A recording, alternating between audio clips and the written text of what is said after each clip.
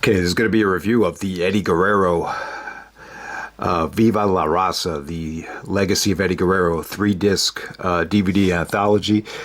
So with this set, it really did feel like they gave you just a lot of variety here, just a lot of just fun, short little matches featuring, everybody that Eddie Guerrero worked with over the years, with the exception of Chris Benoit. As obviously this was released about a year after the Benoit incident. Yeah, I think this was actually released in around Thanksgiving 2008.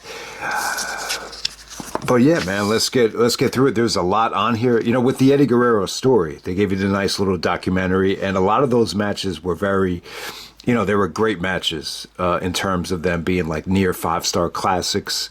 Definitely they put the best stuff on the Eddie Guerrero story, but it just wasn't a lot of matches. It was, there. I don't even think there was like 10 matches on that whole set. But here you just have a nice little mix of underrated gems. So let's get right down to it.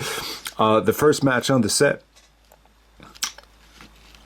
So with this format, you basically have someone doing the introduction before each and every match, whether it be Vicky Guerrero, Dean Malenko, Jim Ross, Ric Flair, Jericho, Mysterio, the list goes on. They try to give you like a little bit of a backstory before you get to the match.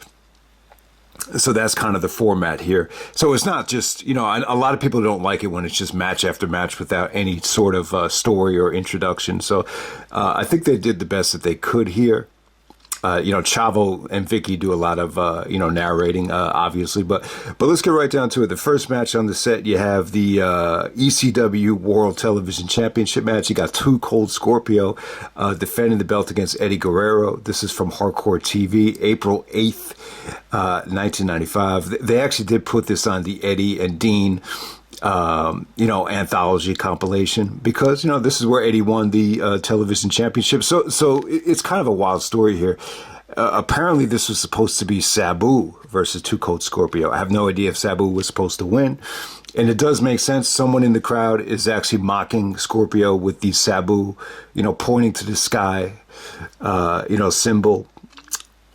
So because Sabu doesn't show up, they throw a curveball, and Eddie Guerrero wins the Hardcore Championship. I think the match is really, really good. So it's Eddie's first match in ECW. The only other guy he really worked with in ECW is Too Cold Scorpio.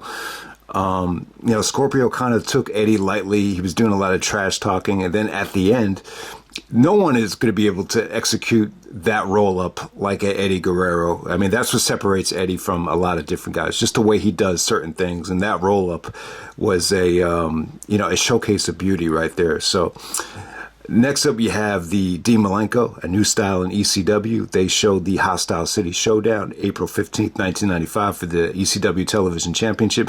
So this is the first Eddie and Dean match in ECW, possibly the first Eddie and Dean match, at least without the mask on. Maybe Eddie wrestled Black Tiger against Dean Malenko in Japan. I'm really not sure, but I thought this was great. I'll say this about the Eddie and Dean stuff.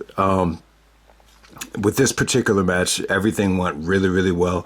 I think with the ECW fans, it wasn't really that they wanted, violence all the time. I just think they wanted something different. And for this style, it just felt different than what was on TV. I mean, this actually got a standing ovation, just from some of the, roll-ups and reversals. This actually got ECW chants just from the sequences of, roll-ups at the end of the match. And yeah, it just came off great. So it went to a 30-minute time limit. There were some 5-more-minute chants, but for the most part, people seemed pretty much cool that this just ended in a draw, because it just kind of let them know, we're going to see a lot more of this, over the summertime. So this is the first one. I would definitely say, the first Eddie and Dean match from ECW and the very last one are the ones that are must see. Everything else in between was pretty good as well. I just had some really negative issues with some of the fan cam stuff. I just don't think those have aged very well. I'm not going to come out here and say, Eddie, every single Eddie and Dean match is a 5-star match, because I would definitely disagree with that. But, but the bottom line is they had amazing chemistry in the ring. And I would definitely feel like when you look back at it in retrospect, yeah, Dean did do some, submissions and a lot of different, variations of different holds where he's folding Eddie up like he's a pretzel. But for the most part, I really think Dean really adjusted to Eddie's style, and these were more up tempo, catch as catch can, more so like lucha Mexican style matches than, your typical Dean Malenko matches. All right, so next up we have Jim Ross talking about Eddie arriving in WCW. Eddie talked about this in the shoot interview that the main reason he came into WCW was Kevin Sullivan, offered him an opportunity. Yeah, Eddie was a little bit worried that he was going to be jobbed out. But he promised him, we'll give you an opportunity, and, we're off to the races. And, yeah, he steals the show at Starrcade against Shinjiro Otaini. They were doing this, cup where, it's WCW versus New Japan. And, Eddie and Ohtani had the match at Starrcade. I think Ohtani actually puts New Japan up 3-2 after the match is over. But the match is great, though. The bottom line is Eddie had amazing chemistry with Ohtani. I think the two guys from Japan that Eddie liked working with the most, it was Jushin Thunder Liger was number one. He had some classics with Liger, I think in '96 at the Best of the Super Juniors tournament. But I think Ohtani would be the other one. He didn't have amazing chemistry, I don't think, with Ultimo Dragon. But for whatever reason, him and Ohtani clicked. You just had a lot of high flying here, a lot of great, difficult springboard spots from Ohtani. I thought him and Eddie just had a nice little showcase right there. So Ohtani goes over, but still, this probably stole the show from that New Japan versus WCW Starrcade show. So that Starrcade '95 was pretty cool looking back on it. I think Benoit actually took on Jushin Thunder Liger. To me, that's one of the few Starrcades that really stands out as must see because you have all that Japanese talent, involved on the show. Next up, you have Flair talking about the prestige of the United States Championship. Flair talked about how the U.S. title actually goes back to the Crockett's, the Mid-Atlantic days. That's what the title, is pretty much synonymous with. Eventually Eddie Guerrero did win the U.S. title in WCW and the WWE. But this was at Hog Wild. This was August 10th, 1996. It's in that motorcycle outside area. I believe it's in North or South Dakota or, maybe outside of the Minnesota area. So it was a beautiful setting. The Benoit Malenko match, I felt like the crowd was dead for that at Hog Wild. That was in the middle of the daylight. This was beautiful in terms of the setting because the sun was actually setting. So you see it actually go from, you actually see, the day turn to dusk as the sun sets. So you got a little bit, the first half of the match you see sunlight. The second half of the match is pretty much dark. So it's pretty cool. Plus you got the helicopters, above the ring. The crowd just felt a little bit more involved because of Flair. So it was pretty damn cool. Flair actually comes out with the lovely Elizabeth and Chris Benoit's wife, Nancy. I got to say, at the time, Nancy looked a lot hotter than Liz at this particular time. But, Nancy actually helps Flair win. The chemistry was pretty good between Flair and Eddie here. I mean, it wasn't bad. I'm not crazy about the Flair and Eddie combination. Flair, even though I've never seen them really click before, I know they had a match on Nitro that I'm going to try to get to. But, the Flair and Eddie combination at King of the Ring, you got to remember, Flair was replacing Austin, and it just felt like a very forgettable match. That was probably the only time where Flair had to be the substitute teacher, and it just felt like a step down in terms of excitement, compared to Austin versus Eddie. So you think about that. Flair was very complimentary of Eddie, said that he's probably in the top 10, top 20 wrestlers he's ever faced. He actually knew Eddie, when Guerrero was, when Guerrero was in his heyday in terms of his promotion, Flair used to wrestle for a lot of different promotions back in the day. So he actually knew Eddie, when Eddie was 4 or 5 years old. So it goes back to them. But yeah, I think in terms of Flair and Eddie Guerrero, it's a unique combination because, Eddie is just, such an amazing wrestler for what he did, and I think Flair kind of respected that to a degree because of the history of the family. So I think that's the best way to put it. All right, Jericho cuts a promo here, or does a segment here, and he's actually talking about him and Eddie used to be a tag team. You know, they tagged up for like 6 or 7 matches, and you know, you almost forget about that. I totally forgot about that. He compared them to the Hollywood Blondes, where, you know, they were kind of like these badass heels that were entertaining, and they were about to get over, but they didn't even get to reach the Hollywood Blondes level. That's how short they were together. And he talked about how him and Eddie were like a married couple. They used to fight over like stupid little things. You know, they actually fought at a Denny's where they were like fighting on the floor. Then they kind of made up, and, you know, but he said that's what brothers do. That's what friends do. He said his favorite memory of Eddie was when he put a water bottle cap in his eye just to kind of make fun of him. It was just a moment for him and Jericho, but, you know, it was a really, really cool, you know, story about how him and Eddie used to tag together. Cause you don't really think of Jericho and Eddie as a team. You know, when they were in WWE, they were so separated, you know, for the most part. You know, they were both on different shows. You know, Jericho and Mysterio were pretty much, you know, kind of on separate shows as well. But, you know, you forget Jericho and Eddie were pretty much separated throughout the whole Ruthless Aggression era, which is definitely a shame. But they did wrestle in WCW. This is more of an underrated match. This is a match from Superbrawl, February 23rd, 1997 for the United States Championship. It was good, man. You know, really, really crisp. Lots of, you know, great standing switches and good German suplexes.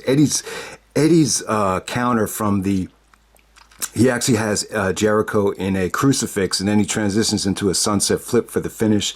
Everything was good here. It was crisp. Jericho just said he never felt so depressed after having a great match because the fans were just unresponsive. They just didn't care. You know, leading up to the match, Jericho and Eddie didn't have enough time on television to really, you know, connect with the fans or tell a story. So, yeah, I mean, it's just one of those instances. You know, you just do the best you can with what you got, and you know, control what you can control, and whatever happens, happens. You know, sometimes you can't control how much, you know, story time you get, or how much investment they gave you with video packages and promos. Rey Mysterio talks about striving for perfection. They have this nice little Halloween Havoc rematch between Eddie and Mysterio from November 10th, 1997 for the Cruiserweight Championships. Yeah, so Eddie wins the Cruiserweight title back.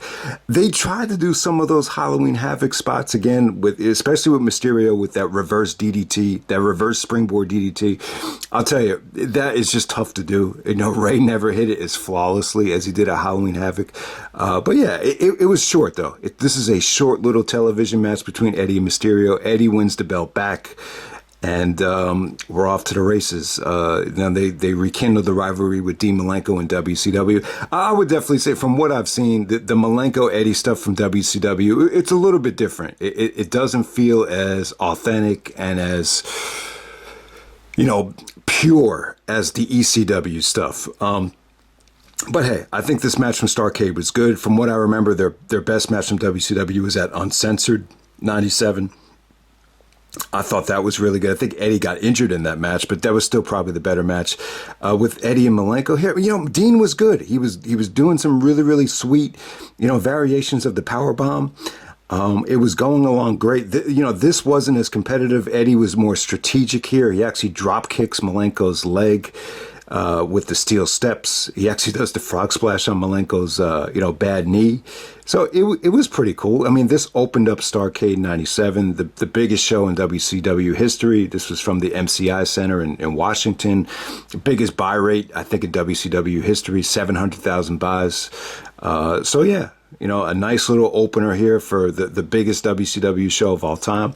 Definitely not the worst thing in the world, but I would definitely say this is one of the weaker Eddie and Dean matches I think that they've had.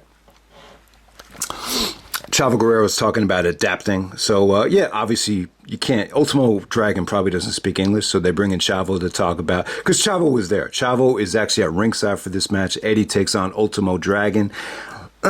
It's really, really funny. This was from Slamboree, May 17th, 1998. So it's from a pay-per-view.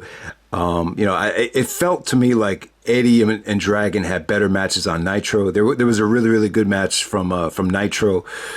I think it was at the end of 97 that I think I might prefer over this. But this was really, really good. And Chavo talked about it. Ultimo Dragon, he's not really like a lucha, style wrestler. He's not a Mexican style wrestler. He's more of, compared to the Bruce Lee, or maybe like a low key, very, very combat oriented in terms of martial arts and kicks. So I think a lot of people see Ultimo Dragon and just kind of think like he's Rey Mysterio #2, which is a mistake that Vince McMahon made. Obviously Vince doesn't watch wrestling outside of WWE, and I think that's one of the biggest flaws of him too. Like he just kind of relies on what other people tell him, and he was expecting Rey #2, and obviously he didn't get it. Ultimo Dragon is totally different than Rey Mysterio, but it was good, man. It was good stuff. I think the Chavo stuff was kind of weird here. Chavo kind of, cost Ultimo Dragon the match, but him and Eddie are kind of bickering after the match was over. So it was good, I would say, but not great.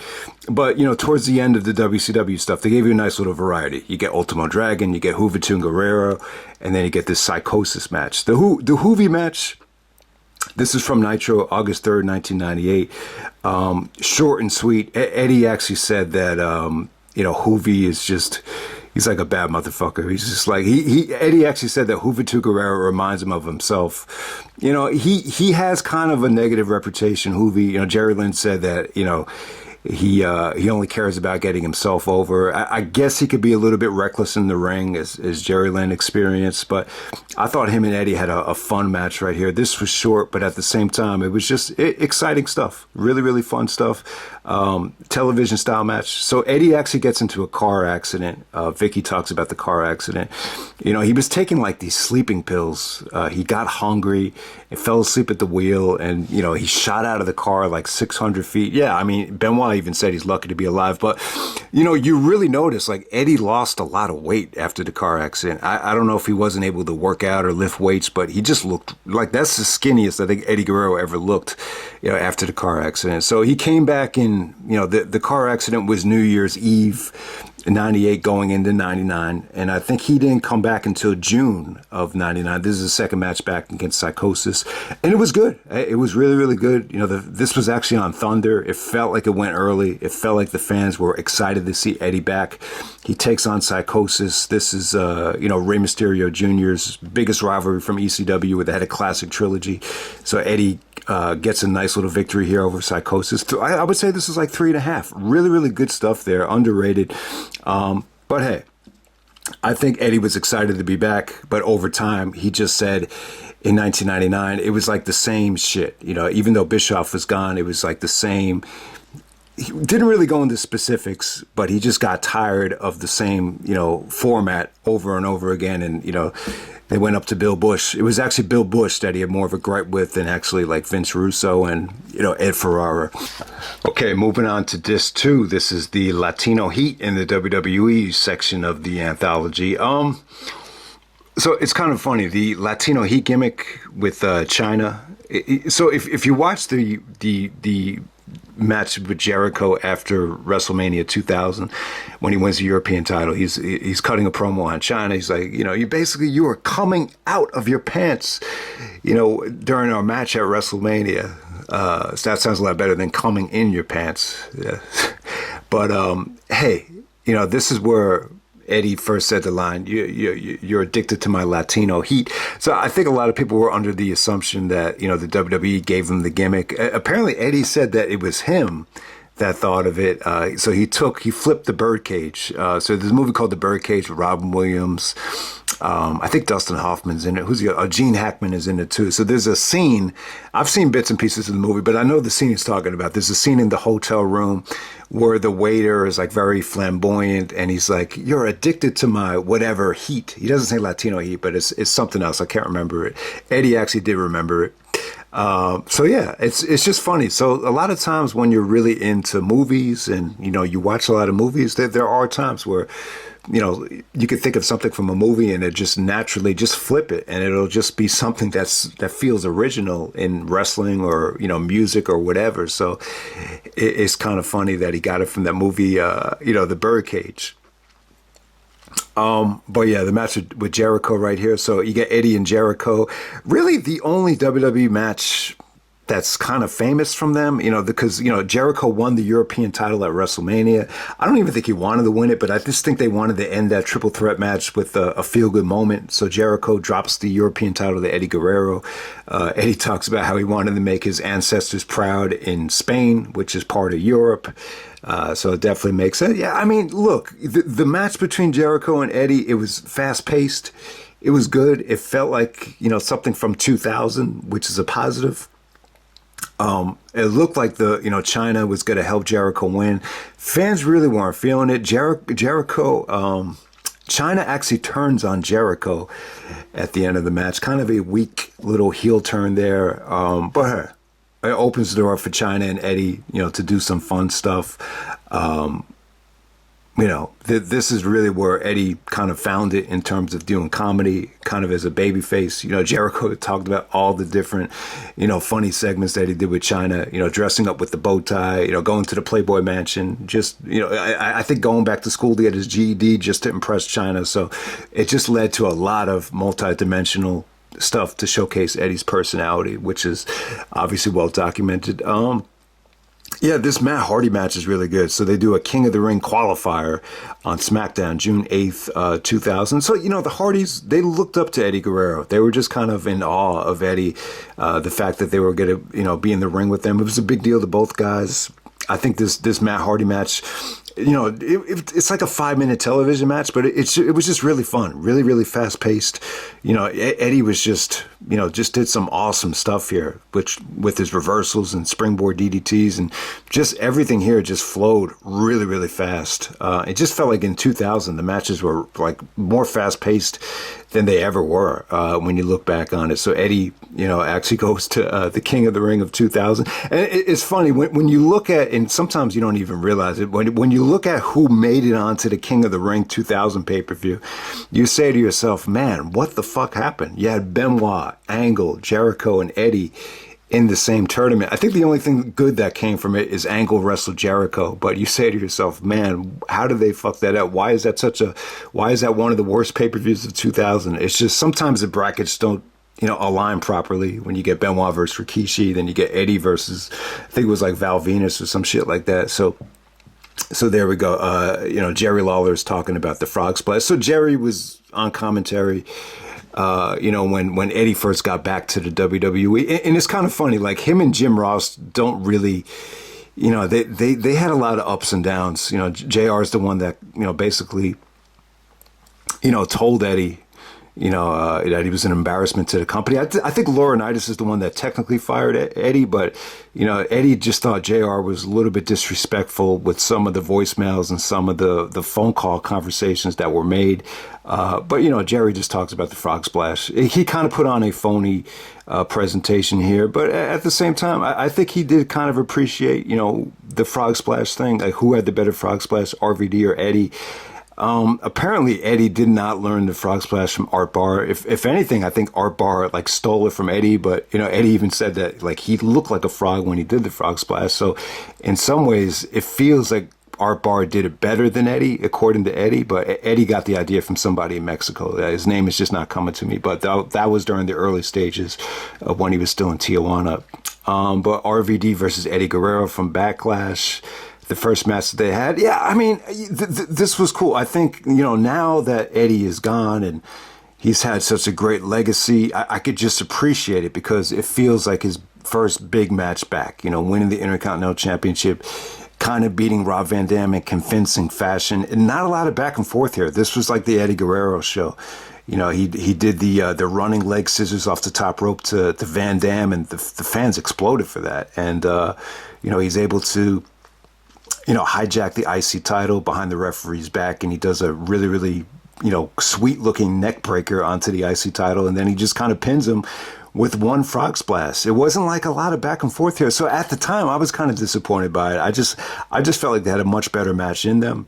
But this was just a nice little way to get Eddie the IC title, and it set up a lot of other matches. But yeah, in terms of just, at the time I was just disappointed. I was easily, would say that this is one of the more disappointing matches I think I've ever seen up to that point. But you could just appreciate it so much more now, because I think this was just, I think it's as simple as they just wanted to give Eddie the IC title and just send him a message and just say, hey, we believe in you.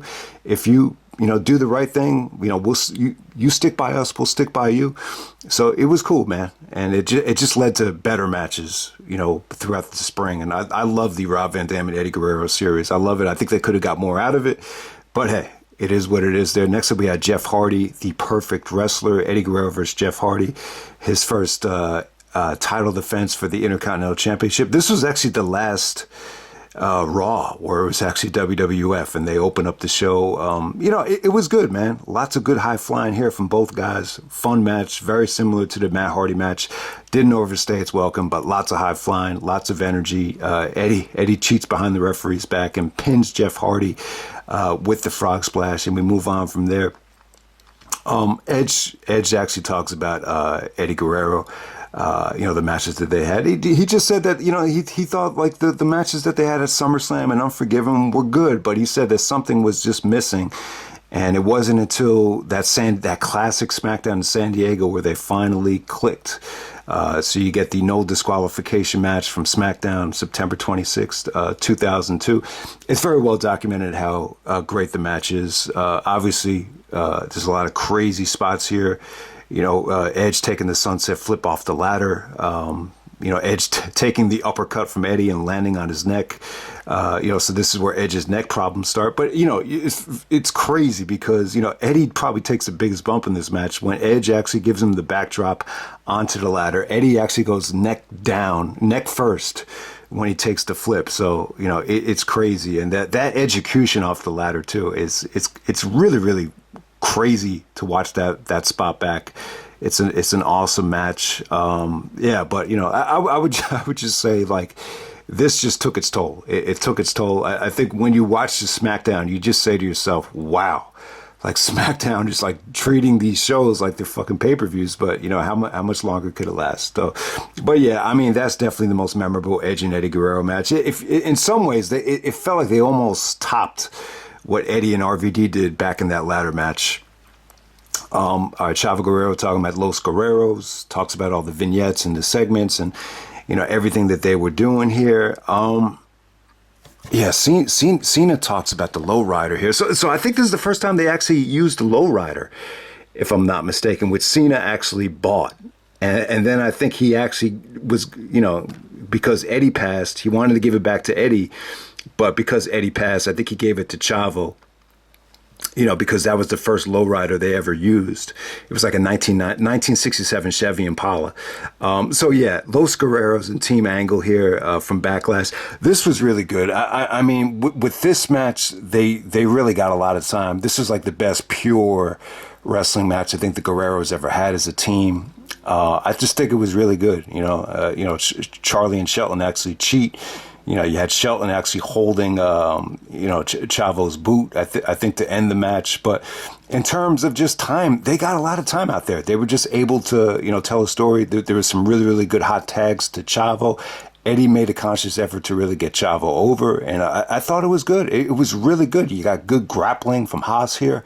The thing about the Backlash match that really stands out is, not a lot of stuff on Backlash.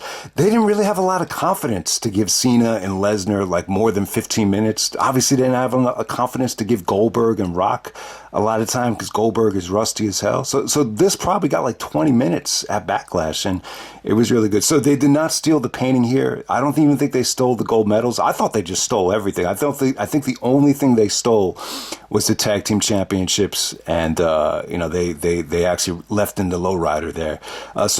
Cena talks about the lowrider and how he actually gave it back to Chavo as a gift because because Eddie passed. It's such a historical piece of wrestling memorabilia. But yeah, Cena's really into classic cars. He has a classic collection. Yeah, it's a lot more expensive to collect classic cars than DVDs and Blu-rays. I'll definitely tell you that. So So here we go. We have the parking lot brawl, Latino Heat parking lot brawl between John Cena and Eddie Guerrero. This is from SmackDown, September 11th, 2003. The match is a lot of fun.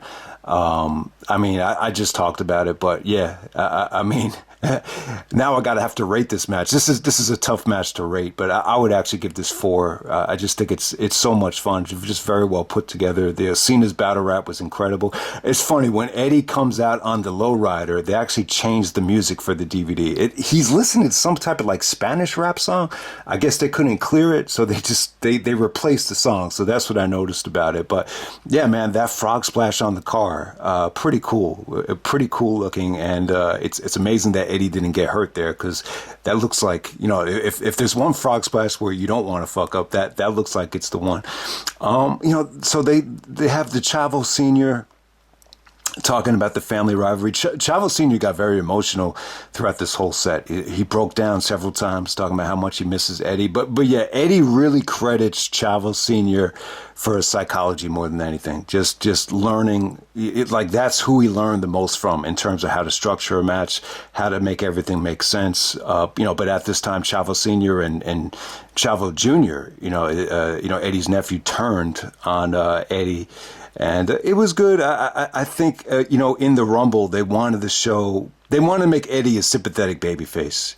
You know, that's what Vince likes to do. He tried to do the same thing with Punk.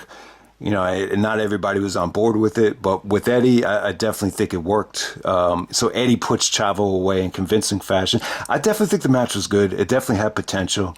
You know, the aftermath just features, you know, Eddie just clocking and punching, you know, Chavo, and you know, and tying Chavo Senior up. It's really, I mean, it's a story of redemption. It just seemed like, you know, it felt like this could have carried on to WrestleMania 20.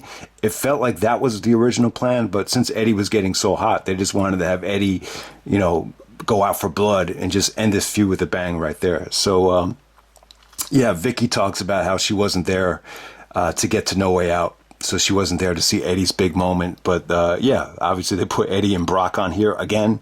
This is the only like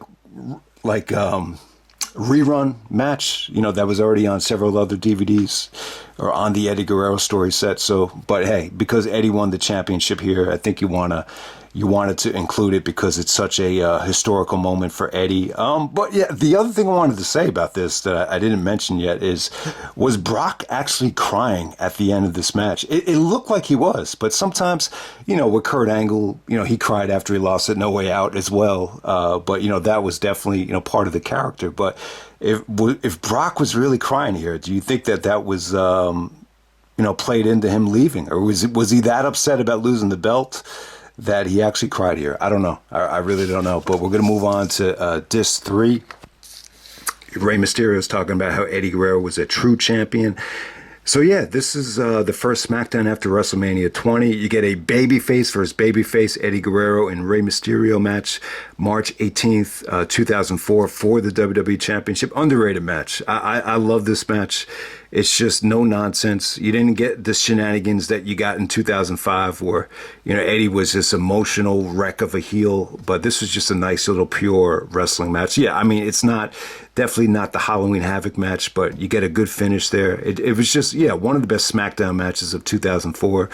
No doubt about it. The JBL, the heated rivalry. You know, JBL talks about how much heat he got as John Bradshaw Layfield. So, you know, I'll talk more about this when we get to Judgment Day. I have a lot to say about it, but this is Eddie and JBL at Judgment Day for the WWE Championship, May 16th, 2004. You know, the most criticism I saw, you know, SmackDown take, you know, leading up to the show, not everybody was on board with it. You know, a lot of people just don't like change. But when you look back on it now, you know, JBL did some really, really good things as a heel. But, you know, there's this conception that 2004 went downhill, and a lot of it had to do with JBL. I think Bill and Doug, you know, they kind of said this as well. You know, it came a point where these guys I was never really impressed with were getting these monster pushes, and you know, JBL is who you think of when you say something like that. But I will say I have a ton to say about this. You know, I say to myself, you know, who was there to make sure that this did not happen? I'm thinking, maybe it'd be Chavo Senior. Maybe if Benoit was there, would he make sure that Eddie didn't go to this type of length? But JBL gave Eddie this vicious chair shot, and and this is what I'm talking about when you got to be careful to bleed that much, because if you hit an artery, you strike an artery, you could potentially go into shock, and maybe that had something to do with blood flow, getting to the heart. So I mean, the way Eddie looked here, it looked like a Menace to Society movie, like one of those hood movies where guys get shot up and they die at the end of the movie. Boys in the Hood. I mean, it looked like he got killed. It looked like a homicide with the way he was bleeding there.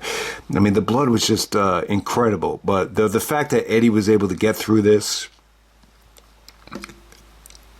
alive is amazing. But yeah, that chair shot, man, it is hard to watch, especially when you see how much blood Eddie loses, and it just looks like the blood is just like a faucet throughout the rest of this match. So then they have the steel cage match against JBL. This was in July 15th, 2004. I thought the steel cage match was good. It really kind of showcased how well Eddie and JBL knew each other. They worked like every single house show that summer. So you could see the chemistry. The cage match was good. Obviously JBL's in the match. He's a little bit methodical. He's a little bit tough to move. But for the most part, I thought it was good, especially that fall away slam into the DDT. That's a fun little spot that they mastered right there. Eddie actually does the frog splash off the top of the cage. I thought it was a fun match. So they had this El Luchador appearing on Smackdown leading up to the show, and obviously different guys were able to dress up as him. But in this particular case, he kept Eddie from escaping the cage. And he costs Eddie the match, and then Eddie takes the mask off, and it was actually Kurt Angle, and someone actually shouts, "It's Angle!" So yeah, this is what kind of, I guess Angle was healing up with his neck injury, his neck surgery, and we're off to the races. We're building up to Eddie and Kurt getting ready for SummerSlam. So it's kind of funny. They showed all these Kurt Angle segments where Eddie is stealing Kurt's merchandise and his trophies. And there's a sequence here where Angle's trying to steal the lowrider, and Eddie's like, "Yeah, I wouldn't drive that if I were you, Kurt." And then the powder comes out of the steering wheel. So yeah, they did a lot of stuff that I forgot about here. But I'll tell you what, this is a SmackDown match, April 14th, 2005. This is a tournament championship series to face Cena at Judgment Day. Eddie loses here. But I'll tell you, this is possibly the best Eddie and Angle match. And it's funny that they didn't put WrestleMania 20 on here. I have no idea why. So it is possible that the only DVD you could get the WrestleMania 20 Eddie and Angle match on is the WrestleMania 20 set. But this was phenomenal, man. It felt like Angle in 2005 was a step up from where he was at SummerSlam 2004. Just more vicious, more toned. Just a little bit more anger and aggressiveness with Kurt Angle. There was just some must-see spots here. I mean, the counters to the Angle slam in this match, probably better than any match I've seen, whether it's Eddie countering the Angle slam into a DDT or an arm drag. It was fucking beautiful stuff. Eddie actually hits the frog splash here. Angle kicks out of it. The crowd goes crazy on that kick out. Sometimes with the frog splash, it's just, especially the way Angle kicks out of it, you just didn't see. There's just not a lot of times where people have kicked out of it, and they do the WrestleMania 20 spot, that small package, right by the ropes where Eddie pinned Angle at WrestleMania 20. They do that. Angle actually kicks out of that. The fans start exploding. Taz just starts going crazy. He's like, "Man, this is a hell of a freaking match." So the finish is what hurts this more than anything. I mean, the finish is really what, gets Eddie to turn heel here.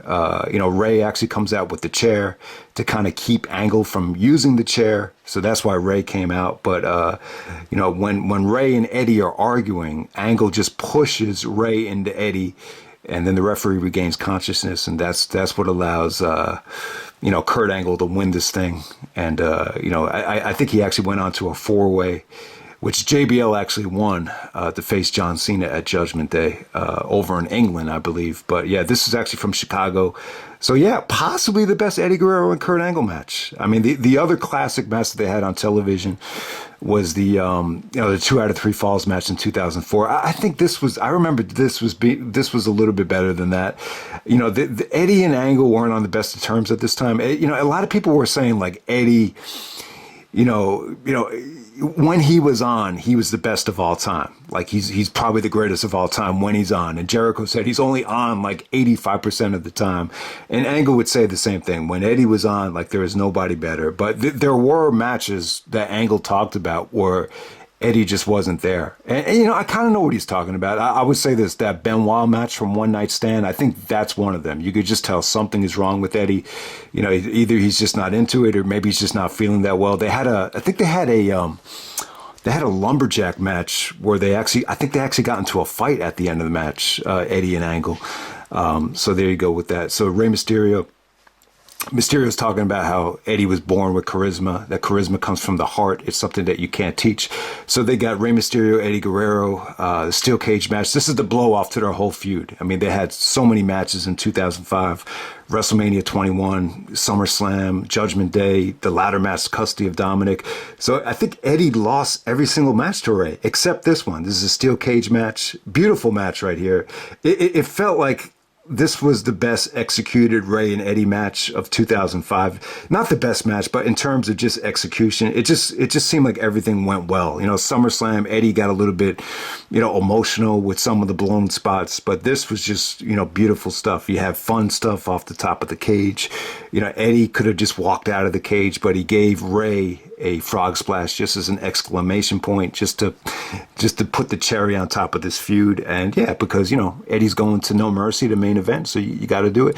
All right, so Batista, he talks about losing a friend in Eddie. It really did seem like Batista and Eddie clicked, man. Like Batista, you know, was still tearing up over losing Eddie Guerrero. He talked about how Eddie really opened up to him, and you know, because Batista, apparently he was a little bit nervous about coming to SmackDown. Like, I don't think initially wanted to come. He said some things about SmackDown that a lot of people took exception to. You know, Booker T, I think JBL, I think a lot of those guys, you know, they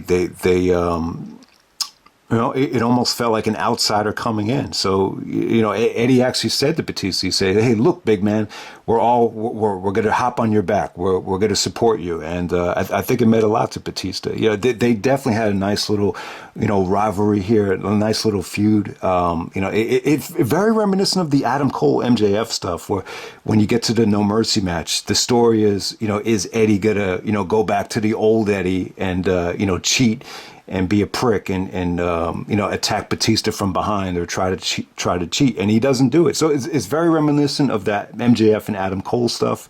You know, the match wasn't quite as good as the match that they have from All In. They're two totally different, you know, matches. I get that, but you know, I think the Batista and Eddie stuff was good. I think really, this hurt Batista a lot, you know, the loss of Eddie Guerrero. I think Eddie really did a good job of just making Batista feel comfortable. And then at the same time, I don't know what it was. It seemed like Batista was able to maintain the popularity that he had on Raw when he went to SmackDown. But, you know, I think after Eddie left, there was really nobody to fill that void. So I think Eddie Guerrero was really important for Batista, no doubt about it. I just remember this being a fun little rivalry right here, a fun little friendship. Yeah, man, it's tough because, yeah, I just remember Batista really.